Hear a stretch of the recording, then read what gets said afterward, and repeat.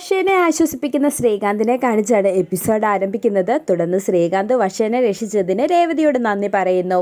പിന്നീട് വർഷയുടെ ഫോട്ടോ നോക്കി വിഷമിച്ചിരിക്കുന്ന മഹിമയോട് മധുസൂദനൻ ദേഷ്യപ്പെടുന്നു. ഇതേ സമയം അവിടേക്ക് എത്തുന്ന രേവതിയോട് മഹിമയും മധുസൂദനും ദേഷ്യപ്പെടുകയും ഇവിടെ നിന്ന് ഇറങ്ങിപ്പോകാനും പറയുന്നു.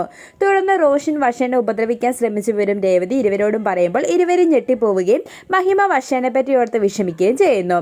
തുടർന്ന് റോഷൻ ഒരു ക്രിമിനൽ ആണെന്നും അവനെ കൊണ്ട് വിവാഹം കഴിപ്പിച്ചിരുന്നെങ്കിൽ അവളുടെ ജീവിതം നശിച്ചു പോകുമായിരുന്നെന്നും രേവതി പറയുന്നു.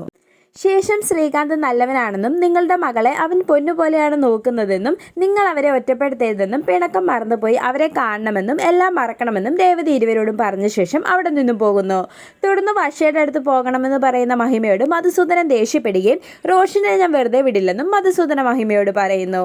പിന്നീട് സച്ചിയുടെ അടുത്തെത്തുന്ന രേവതി വർഷയെ കാണാൻ പോയ വിവരം പറയുമ്പോൾ സച്ചി രേവതിയോട് ദേഷ്യപ്പെടുന്നു.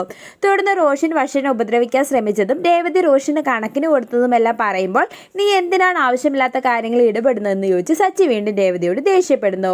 ഇതേ സമയം അവിടെ എത്തുന്ന ചാനലുകാർ രേവതിയുടെ വീഡിയോ വൈറലാണെന്ന് പറഞ്ഞ് സച്ചിനെ ആ വീഡിയോ കാണിക്കുകയും രേവതി മേഡത്തിൻ്റെ ഇൻ്റർവ്യൂ എടുക്കണമെന്നും പറയുന്നു.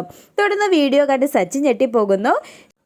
ശേഷം ചാനലുകാർ രേവതിനെ ഇൻ്റർവ്യൂ ചെയ്യുമ്പോൾ എൻ്റെ ധൈര്യത്തിന് പിന്നിൽ എൻ്റെ സച്ചിയേട്ടനാണെന്ന് പറഞ്ഞ് രേവതി സച്ചിയെ പുകഴ്ത്തി സംസാരിക്കുന്നു. ഇത് കേട്ട് സച്ചിക്ക് സന്തോഷമാകുന്നു. തുടർന്ന് ചാനലുകാർ സച്ചിനെ ഇൻ്റർവ്യൂ ചെയ്യുമ്പോൾ എൻ്റെ ഭാര്യ ചെയ്തത് നല്ലൊരു കാര്യമാണെന്ന് പറഞ്ഞ് സച്ചി രേവതിനെ പുകഴ്ത്തി സംസാരിക്കുന്നു. പിന്നീട് ചന്ദ്രമതിയുടെ അടുത്തേക്ക് എത്തുന്ന ഭാമ രേവതി വൈറലായ വിവരം പറയുകയും ആ വീഡിയോ ചന്ദ്രമതിയെ കാണിക്കുകയും ചെയ്യുന്നു. ഇത് കണ്ട് ചന്ദ്രമതി ഞെട്ടിപ്പോകുന്നു. തുടർന്ന് വർഷയെ ശ്രീകാന്ത് തനിച്ച് ജീവിക്കുന്നത് അപകടമാണെന്ന് പറഞ്ഞ് എങ്ങനെയെങ്കിലും അവരെ ഇവിടേക്ക് തിരികെ കൊണ്ടുവരണമെന്നും അത് രേവതി മുഖാന്തരമായാൽ നിന്റെ വില പോകുമെന്നും അതുകൊണ്ട് നീ തന്നെ മുൻകൈ എടുത്ത് അവരെ ഇവിടേക്ക് കൊണ്ടുവരണമെന്നും ഭാമ ചന്ദ്രമതിനെ ഉപദേശിക്കുന്നു. തുടർന്ന് ഇരുവരും ശ്രീകാന്തിനെ കാണാൻ പോകാൻ ഒരുങ്ങുന്നു. പിന്നീട് നടന്നതെല്ലാം ഓർത്ത് പേടിച്ചിരിക്കുന്ന വർഷനെ ശ്രീകാന്ത് സമാധാനിപ്പിക്കുന്നത് കാണിച്ച് എപ്പിസോഡ് അവസാനിക്കുന്നു.